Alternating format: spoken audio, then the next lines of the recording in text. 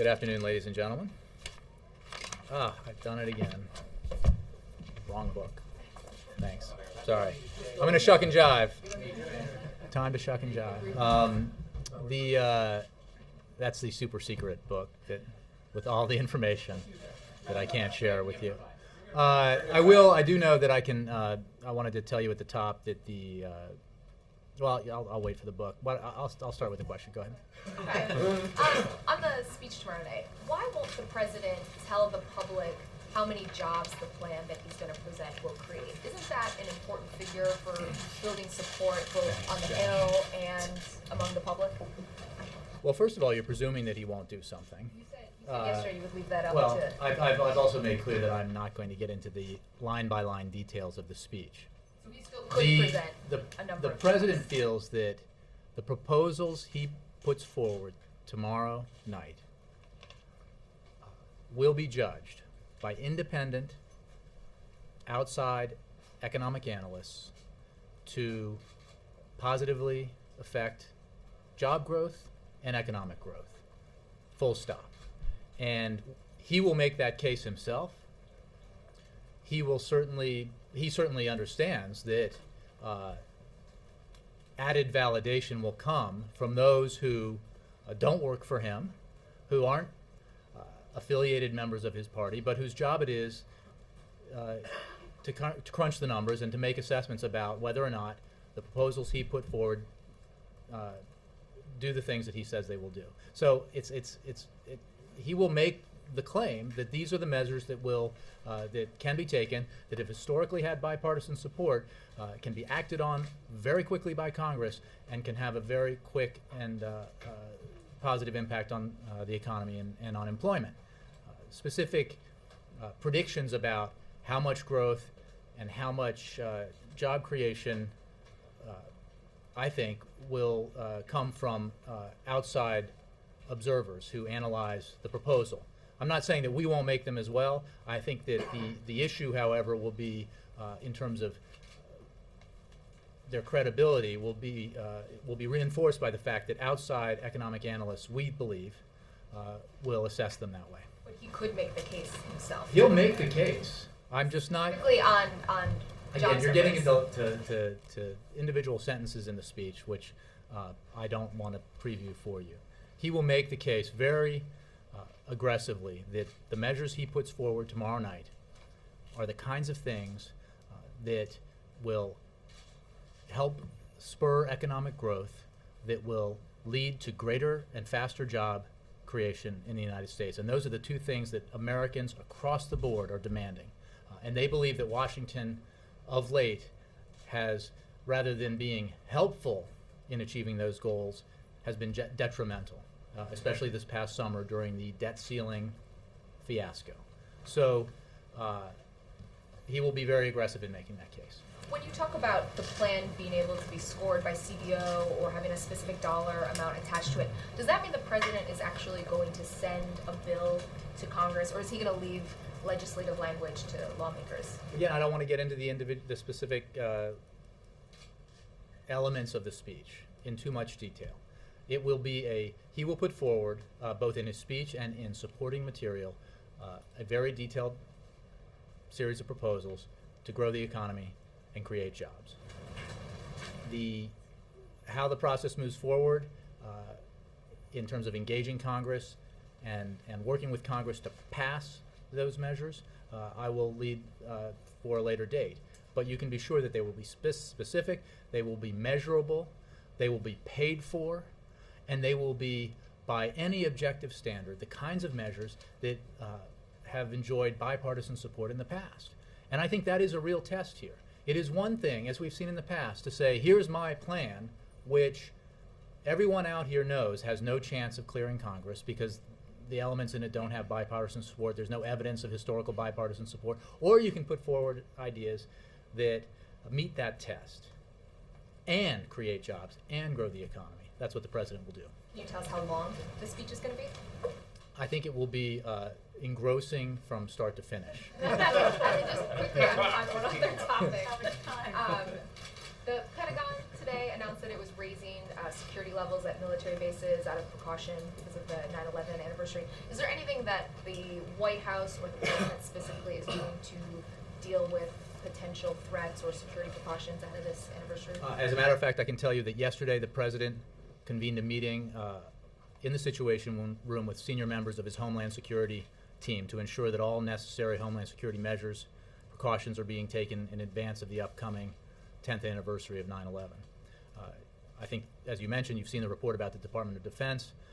I think they've spoken to that and the measures they're taking regarding military installations in the United States. This is a precautionary measure, and we don't have any specific credible threats, but obviously this is a significant anniversary. Al-Qaeda and others have expressed interest in anniversaries in the past, so we remain ever vigilant through the anniversary and beyond. So that the meeting chaired by the President in the Situation Room occurred yesterday. This is part of a series of meetings that have happened over the past 4 months, some involving the President, others run by John Brennan, his Homeland Security Advisor, Counterterrorism Advisor, all working up towards this anniversary to ensure that we're doing everything we should be doing to safeguard the homeland. Yes, sir. Jay, will the president's jobs package tomorrow night be worth more than $300 billion? I am not going to get into specific numbers about the cost of the proposals he puts forward. I will say, as I've said before, that they will be paid for, that he will put forward measures that Congress can take as part of passing this jobs and growth package to ensure that those measures are paid for. The important factor here is not the top line number, it is the substance underneath the number. And as I was just telling Julie, the substance here will be a series of measures that should have and have had in the past bipartisan support, that have been judged in the past and will be judged beginning tomorrow night to have the kind of positive economic impact that we absolutely need right now to spur growth and create jobs. And he will call on Congress to act, because I don't think, and he doesn't think, that members of Congress, whether they're in the House or the Senate, are coming back this week having heard from their constituents that they don't want any action taken on the economy. That's not a problem. Let it go. I think they've heard the opposite. And they're also enormously frustrated when Washington doesn't just do nothing, but actually causes harm to the economy, which is exactly what happened this summer when a slice of the Congress held Washington hostage in pursuit of an ideological victory. Can you say, without getting specific, whether that number might be in the right ballpark? I cannot. Can you, when you say that the proposal will be paid for, what does that mean exactly? Will it be paid for over 10 years? That is part of his proposal. The President will identify specific, scorable measures that will ensure that the jobs and growth measures are paid for.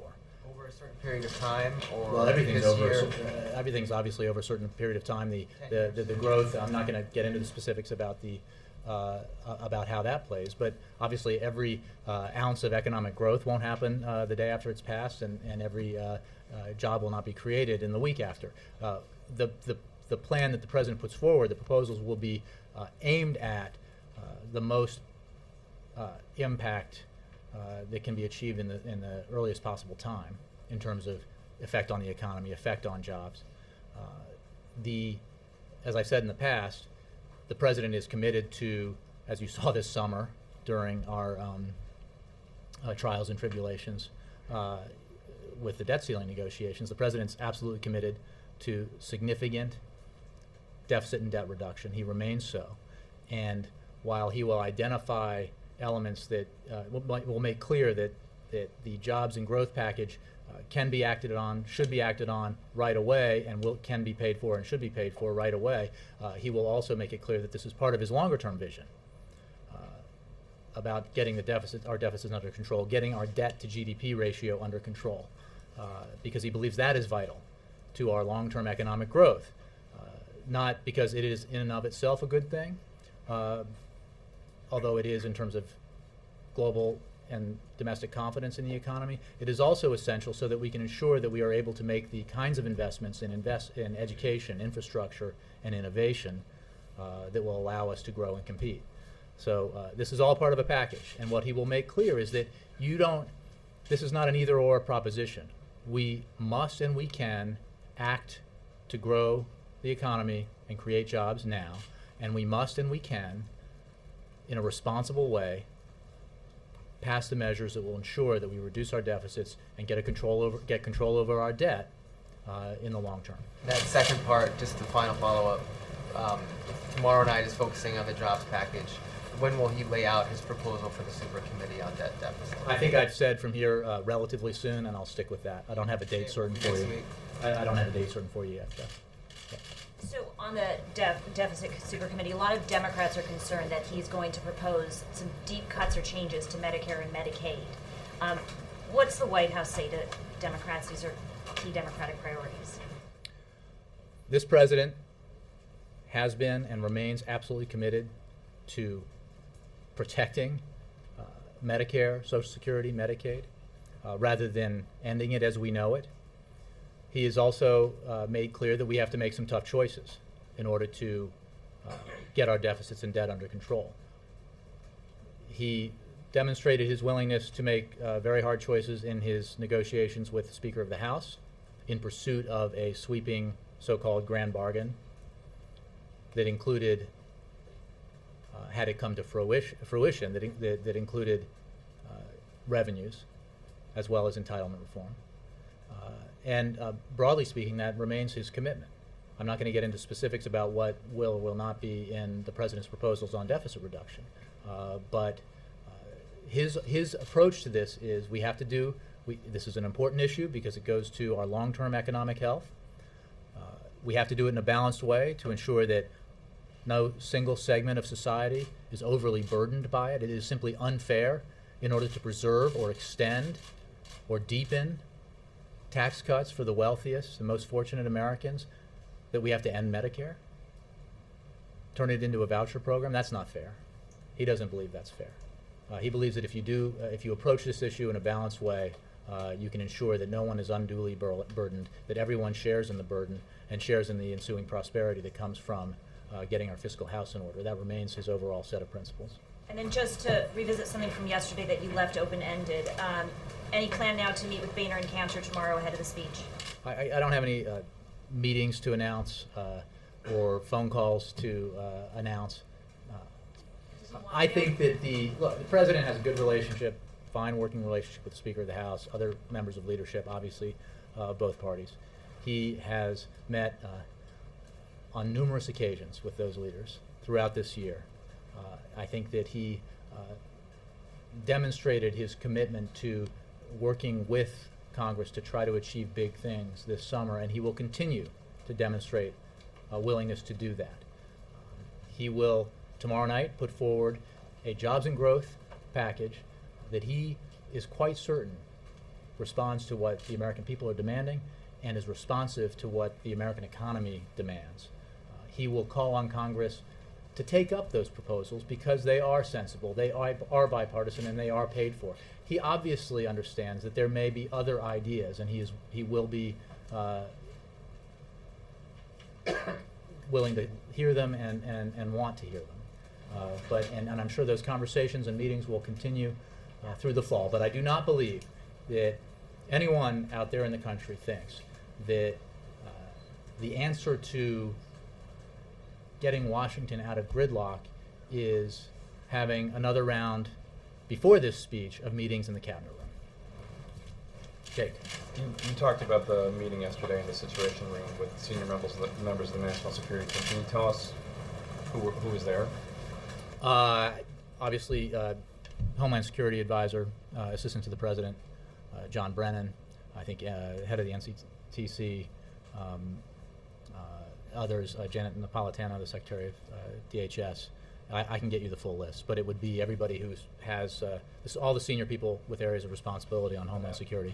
And that, I can get you. I could make a lot of assumptions, get 95% of it right, and then get one wrong. So I don't want to list it here. Can you tell us any other steps taken other than the military installations in the U.S. put on alert? There's no specific steps that I can tell you about. I refer you to, I think DHS has talked a little bit about this. Again, there are no specific threats to which we are responding, but we are obviously very vigilant and are taking all the precautionary measures, both seen and unseen, that we believe are necessary around this anniversary. Just picking up on the point that Jessica was just talking about, I understand the feeling that nobody out there would feel like more meetings in the cabinet room would necessarily lead to any progress when it comes to negotiating on the Hill. But is it the contention of the White House that the best way to introduce a package that can get through Congress is to not reach out and talk to them? Well, again, I have not said that the president won't reach out. I simply have no announcements to make about meetings or phone calls at this point. My point is that he will put forward a series of proposals that, by any objective measure and observation by you and others, are the kinds that have enjoyed bipartisan support in the past. That will be evident upon the delivery of the speech.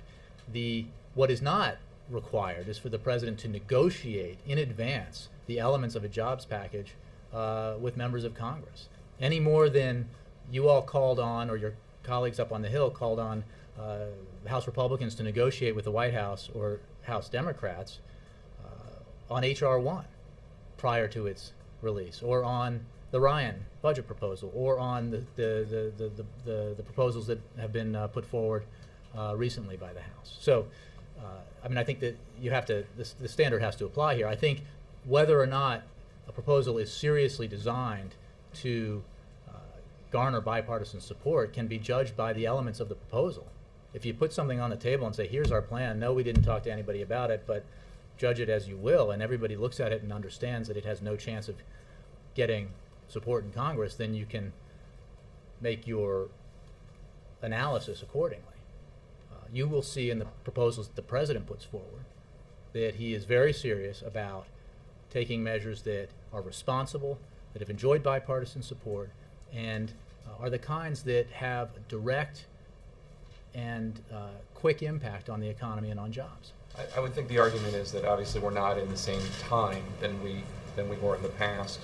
Well, but there were Republican proposals that have come out in the last couple of weeks. So Okay, well, again, there were no invitations to No. or I'm calls sorry. by the press that we should. No, I'm yeah. not. I'm trying to make a different point. I'm sorry. I mean the idea that a lot of what the president's going to propose, all of which has enjoyed bipartisan support in the past, that we're not in the same time, that we're.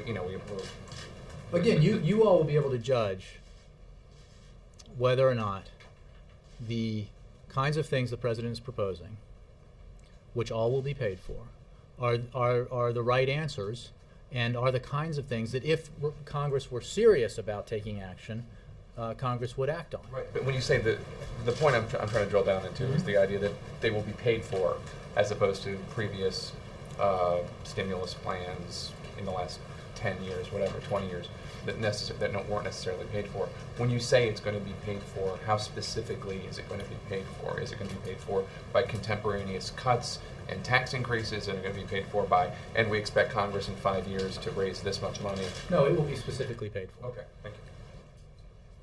Nora. On that very question, it will be paid for with immediate cuts? I didn't say, I said that it Or will be paid long-term for. deficit I'm not going to reduction. get into the specifics. Again, immediate means what exactly? And the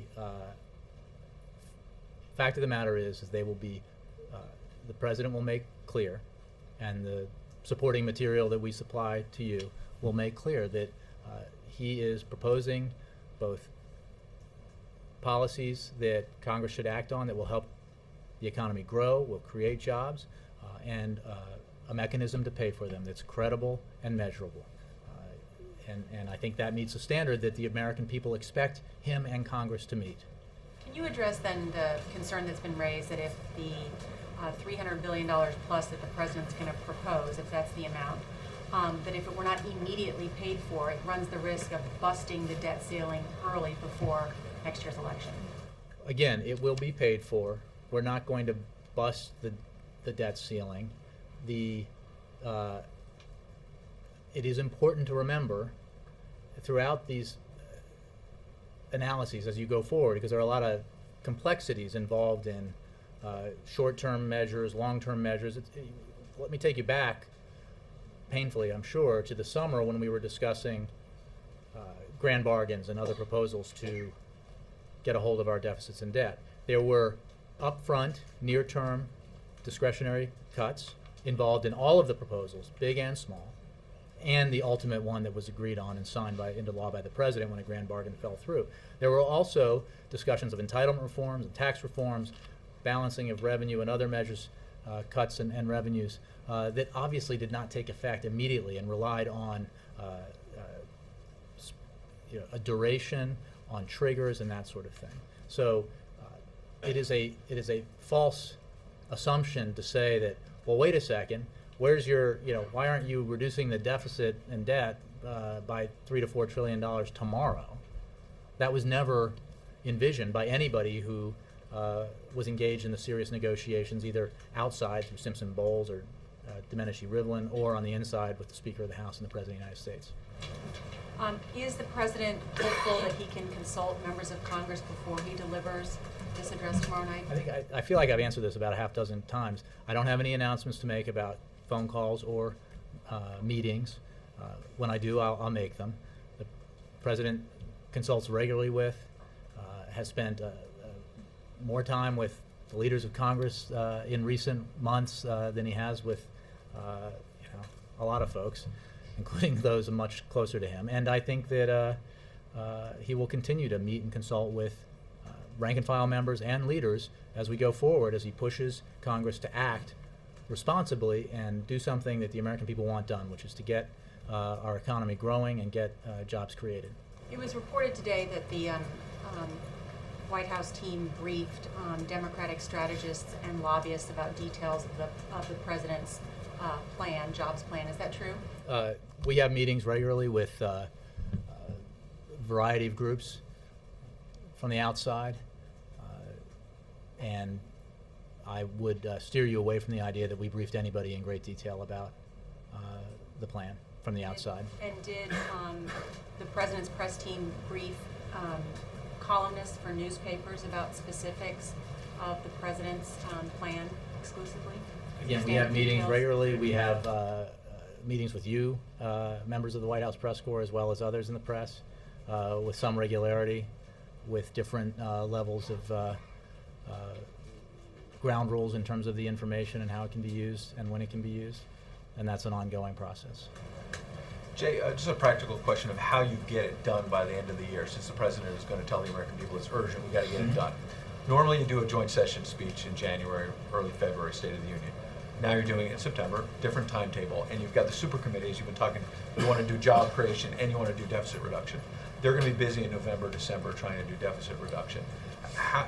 You've just laid out a moment ago and answered a lot of these questions about how the debt ceiling negotiations on that one piece took months. Mm-hmm. How can you expect the super committee to get its work done and this jobs plan to be acted on in essentially 4 months by the end of the year when Congress can't seem to get the FAA? How can Congress do two things in 4 months? You've said from it's this hard podium, if you don't work more than 2 days a week. I understand. You've said from this podium. That was just a joke. No, look, Ed, I think there's an important part of your question that I want to address. You're absolutely right. The super committee's timetable is come up with a product by Thanksgiving, and then Congress act on it by December, before the holidays in December. Which is precisely why the president will come out and say, we need to act on measures to grow the economy and create jobs sooner than that. And so he will propose to Congress that they need to act sooner on jobs and economic growth. He will also, relatively soon, put forward his specific ideas for how we, to the super committee and Congress in general, for how we go big on deficit reduction and debt reduction. Bigger, in fact, than has been mandated for the super committee. So they are linked, but they are separate. So he expects that if Congress comes back to Washington with a seriousness of purpose, a sense of urgency about the need to do something on the American economy, do something for the American people, they will act quickly before Thanksgiving, hopefully, on jobs and growth. And the supercommittee will go about its business with great seriousness and sense of purpose. Will take his proposals into account and produce a balanced, bipartisan product that Congress can then act on that represents significant deficit and debt But reduction. if you've been mentioning they only work 2 days a week, maybe half in jest, but the president on the bus tour was talking, suggesting they can't walk and chew gum normally, that, they have a hard time getting stuff done. Ray LaHood was at this podium a few weeks ago. They couldn't get the FAA bill done. Isn't this kind of a lot for them to do in 4 months when they usually? Well, no, it's not. There have been periods when Congress has done even more in that period of time. I understand that these are significant measures. The proposals the president will put forward tomorrow night will be very clear, very specific, very measurable, and can be evaluated and acted on very quickly. The package proposals, the ideas that around anybody's proposals for balanced long-term deficit and debt control obviously contain a lot of elements, which is, I assume, why Congress in its infinite wisdom gave the supercommittee more time to digest that and try to come up with a product. But going to jobs and economic growth, look, Washington needs to act. The American people outside of the Beltway are tired of excuses. They want action. And there will be no reason that Congress can't act on this unless politics gets in the way. Republican Senator Roy Blunt today said that he thinks the president raised expectations too much with a joint session speech, and he had a quip saying that the president, instead of the joint session, should have gone to a truck body shop like Mitt Romney to unveil his plan, go out into the country and do it. And you have a growing number of Republicans who say they're not even going to this speech. You set the framework last week by saying he's doing a joint session because he wants to go to Congress and put on their agenda. A, how is he going to do that when a growing number are not even going to bother to show up? The speaker's not going to have an official Republican response. And B, are they being disrespectful to the president by just not showing up? The American up? people will judge. The American people expect Washington to take sensible measures to grow the economy and create jobs and to pay for it. The president will put forward a proposal to do that. He'll do it in front of Congress because he is calling on Congress to act. I don't think you can. Do you really think outside in the country that Americans think we're raising expectations too high because we think the American economy is the most important subject to talk about right now? I don't think so. Now, maybe members of Congress don't think so, but they'll have to answer to their constituents on that. We believe it's imperative for Congress to act. We believe the American people are demanding that Congress act and pay for its actions and take measures that positively help the economy and create jobs. So, it's for you guys to decide and to judge Congress as to whether or not how they respond to this and what they're going to do. Because I can guarantee you, come December, if Congress hasn't acted and members go back for that recess, they're going to get an earful. And because of the expectations, I think, that are out there, that people, this is an anxious time. People are concerned about the economy. They're concerned about jobs. And they want Washington to stop causing problems and to start to get with the program and help the situation. Very last quick thing, a colleague is doing a story on Gibson guitars. You probably heard about this story. I used to have one. Yeah. There you go. Had to The sell U.S. Fish and Wild, you could bring it here one day. U.S. Fish and Wildlife Service seized $1 million worth of exotic woods they were going to use to make guitars. And the company is saying that basically if the wood had been sent to India to be finished and it was imported here, it would be legal. So they think the Obama administration is encouraging jobs to be shipped to India, number one. And number two, there's been an allegation that because the CEO is Republican, that the government is targeting the company. What does the administration say? I honestly don't. This is the first I've heard of the story, so I'll have to take the question, Ed. Senator Sessions just came out today, Jay, and said that he was concerned about some of what he had heard about the plan so far. It hasn't been announced yet. But what does that say about the prospects of this plan actually having bipartisan support ultimately? That Senator Sessions has concerns about it? Again, I think what you will hear from the president are a series of proposals that have historically enjoyed bipartisan support and that Congress should can and we think must act on. And if senators or House members have other ideas about what we can do to grow the economy in the short term, to improve the employment situation in the short term, they should put them forward. And we will be absolutely glad to hear them, as will other members of Congress. So again, I don't think one senator's opinion of a plan that he hasn't even heard is necessarily indicative of how it will be handled by Congress. And I spoke with an economist who said that the ugly truth, that those were her words, is that it really is hard for policymakers to create jobs in an economic climate like this. How would you react to that? Well, this is a good point. We have been digging ourselves out of this hole since the moment the president was sworn into office, even as the hole was still being dug, caused by a series of policy decisions and other economic factors that led to the greatest recession since the Great Depression. I believe there's one senator today who really must think the American people aren't very smart, because he was making allegations or suggestions about net job loss since the president took office. Look, every American understands that the 8 million jobs that this economy lost during this recession came because of a recession that began and was caused by policy decisions made prior to this president coming into office. And since his policy proposals have taken effect, you can argue with whether they were right, you can argue with whether there were other policy proposals that may have been more effective. That's a fine argument to have. But since they have taken effect, this economy has created over 2.1 million jobs, private sector. But going to your point, this is a deep hole. And there is no silver bullet, there is no measure that can be taken by Washington that will solve the problem. This is an all-hands-on-deck proposition. It involves ways that we can help partner with the private sector, that we can encourage private sector. I mean, really, this is mostly about encouraging private sector growth, encouraging through the payroll tax cut, for example, that we've talked about in the past. It's been in effect this year, giving American families more money to make ends meet, which gets injected back into the economy, which helps small businesses that receive that money, which encourages them to hire and to grow. That's how we're not talking about the government creating jobs here. We're talking about Washington taking positive actions so that the private sector can create jobs, as well as take actions so that we can mitigate the impact of job loss in other areas. Looking ahead to a year from now, what do you think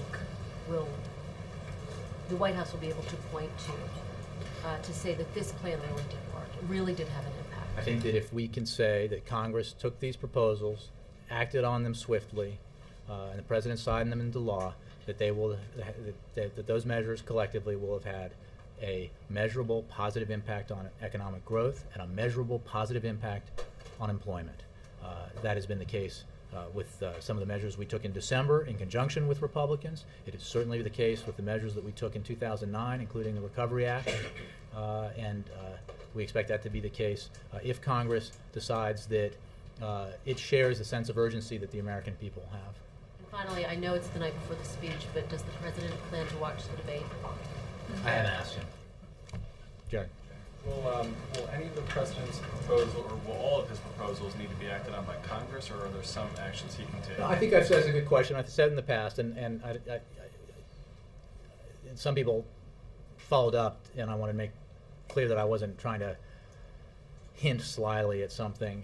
But obviously the president has within his power the ability to take certain actions administratively that can help the economy in different areas, whether that's in housing.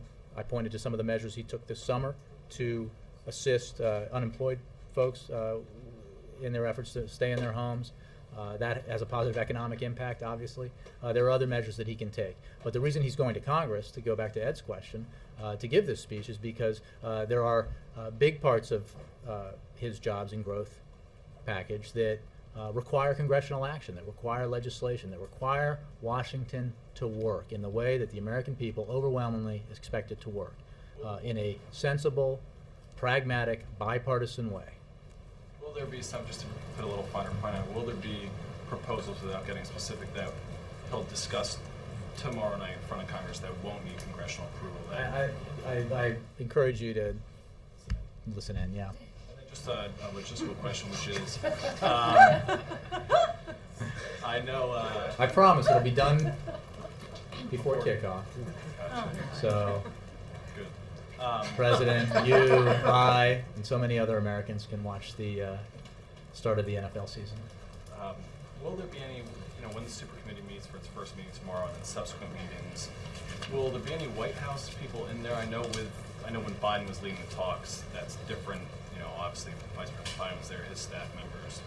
But how will the White House just logistically get updates about what's discussed in the meetings? Will there be? Sorry, in which meetings? The super committee meetings. I don't have an answer to that. I'm sure obviously there'll be members of Congress in the meetings who will be able to talk to and get updates. I don't know what the staff presence will be, either congressional staff or administration staff. Okay, thanks, Jay. Anybody? Jay. Okay. Okay, sorry. Does the president agree with Cantor and Boehner, this idea that the 10%, states have to set aside 10% for certain highway construction projects that are lower priority? And so their point in this letter that they sent to the president yesterday was that the 10% should be freed up for bigger projects. I would simply say, without getting the specifics about that were outlined in that letter, that as I think I mentioned yesterday, that the spirit of compromise that was evident in that letter is welcomed here at the White House. The idea that there are things we can and must and should do together to address the need to grow the economy and create jobs is welcomed. And we obviously read the letter with interest. But does he agree with that specific? Again, I'm not going to get into the specific proposal at this time.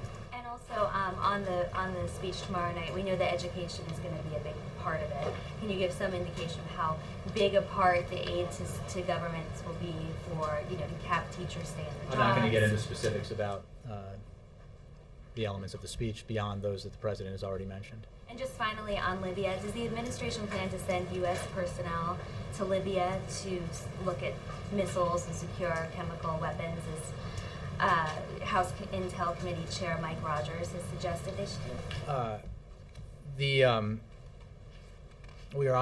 We in NATO have been monitoring both the chemical weapons and the chemical weapon stocks and the conventional weapons regularly. We're talking with the TNC. I don't have any announcements to make about personnel being dispatched. Yes, John. Jay, can you make any further comment or update us on this administration's outreach effort to Niger and other countries in the region in an effort to arrest the Gaddafi loyalists, the fugitive loyalists who are seeking safe haven? Mm-hmm. We're obviously monitoring the reports about Niger. We would remind anyone approached by the Gaddafi family seeking refuge that UN Security Council Resolution 1970 imposes a travel ban on Gaddafi, his family members, and several other regime officials. The Sanctions Committee must be notified immediately if anyone on the travel ban list has entered another country. I'm not confirming any reports about Niger, but I would make that point more broadly. Our ambassador and her team in Niamey are in regular contact with senior Nigerian government officials. The ambassador also relayed our concerns at the highest levels yesterday, and we have urged the Nigerians to detain regime members subject to prosecution and to adhere to UN sanctions that prohibit the travel of Gaddafi, his family members, and his sanctioned funds. Thank you. Stephen. I'm sorry. The President has spent a lot of time in this administration engaging Turkey. So what is his view of the estrangement right now between Turkey and Israel? What U.S. interests do you see at stake, and what role is he playing to try and ease the tensions? You're correct. The President has engaged with Turkey, has a good relationship with his counterpart there. The President believes, I'll just take it back to the broad principles here about what needs to happen in the overall peace process, which is the two sides here. The fundamental issue here is the need to resolve the dispute between the Palestinians and the Israelis, which goes back to our view that both sides need to return to direct negotiations, and that a two-state solution and a long-term peace can only be achieved through direct negotiations. I think that is what we remain focused on. Nicole Lowell. Cheryl. At the beginning of the summer. Sorry, Mark. Oh. And then Cheryl, then Mark. I think we'll start. At the beginning of the summer, Jeff Zients at OMB submitted recommendations for reorganizing trade agencies. Is that part of the president's job plan, or where is that? I don't remember announcing that from here. I don't have any, again, I'm not going to get into specifics about, any more specifics about the president's speech tomorrow. And I don't have any update on the process being led by Jeff Zients. Mark. Thanks. Jay, what does the White House think of the Republicans foregoing an official response to the president's speech tomorrow night? I think this might have been mentioned by Ed in his question, and I would simply like to say that we are focused on the main event here, not on the sideshows. There's an inordinate amount of attention here in Washington paid to the stuff that doesn't matter, the stuff that Americans don't care about, the stuff when they're forced to listen to it and hear about it drives them crazy, understandably. And this is one of them. It is. Look, there will be ample opportunity for members of Congress to express their views on the president's proposals, to put forward their own proposals if they have constructive ones that might garner bipartisan support and be signed into law that will have an immediate significant impact on the economy and job creation. The president is focused, we are focused on the speech he will give tomorrow, on his proposals, and on the urgent need for Congress to get its act together and do something. Then you disagree with Leader Pelosi when she said the Republican decision is disrespectful? Again, I think that Republicans will have ample opportunity to express their opinions about the package, hopefully to express positive opinions about the package, because as I said, the elements of it will have enjoyed bipartisan support in the past and will be, by any objective analysis, reasonable, pragmatic, and effective, and paid for. And where they do that, the venue is really, it doesn't matter to us. Sure. Oh, Christy, sorry, I get confused. Christy first Christy, then, because I promised. Yeah. Thank you. Back on the top line number of the jobs plan, whatever it may be, would it be higher if the president thought it stood a chance of passage? Or is that the number that, independent of all political considerations, he wants? The president will put forward a series of proposals that he believes will have, are the right answers to the most important question, which is what can Washington do to help the economy grow and to help the private sector create jobs and to help the those who have lost their jobs deal with that situation. So the size of the package meets that test. In other words, that it is not, the number doesn't drive this. It's what can we do that's responsible, pragmatic, that's paid for, that's reasonable, that should have bipartisan support, that can have a direct impact. I mean, there's not an infinite universe of things you could do even if you had endless amounts of money, right? So these are thought through proposals that we believe, and we believe others will analyze, have direct positive impact on the economy and on jobs in the short term. Yes. Thank you. To follow up a few questions, will the president make a genuine outreach to Republicans, or does he expect to continue stalemate? And is he dismayed by the hyper-partisanship going on now in Congress? The president has addressed the second question, I think,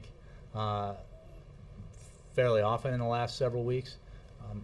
And you know what? It's not about him. It's about the American people being frustrated by the political posturing, the hyper-partisanship, however you describe it, the sideshows, the desire to score political points over the desire to do something that's right for the American economy and the American people.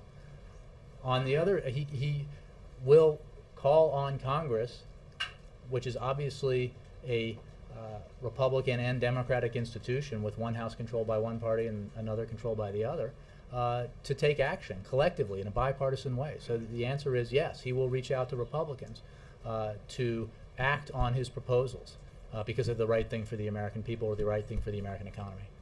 Thanks, Jay. Abby, one more. Anything on the bombing in Sorry, India? Abby. Thanks, Jay. Quick question on the pay-for question. You mentioned a lot that the proposals themselves are going to be bipartisan, perhaps things that Republicans have supported in the past. Will the pay-fors also meet that bipartisan criteria? Well, look, I think that I will leave that for you to judge. The issue is the president will put forward a series of proposals that, by any standard, will grow the economy and help the economy create jobs. They will be paid for, which is what the American people expect and what the president believes is the right thing to do. And we believe that his pay-fors will be, to use inside the Beltway congressional language, will be supported by the American people. Now, as I've said in the past, our interest is in taking action now because the economy needs it, the American people demand it. We are open to other ideas if they're constructive and they're not, about political posturing. And if they're not, like proposals that have no immediate effect on the economy, even if you judge them to be good, that's not what we're looking for here. We need to have something that has an impact in the near term. And if they're not, retreads of the very policies that got us into this mess, I don't think the American people are looking for that. So, having said that, again, you guys will be the judge. Outside economists will be the judge of the merits of the program. Thanks very much.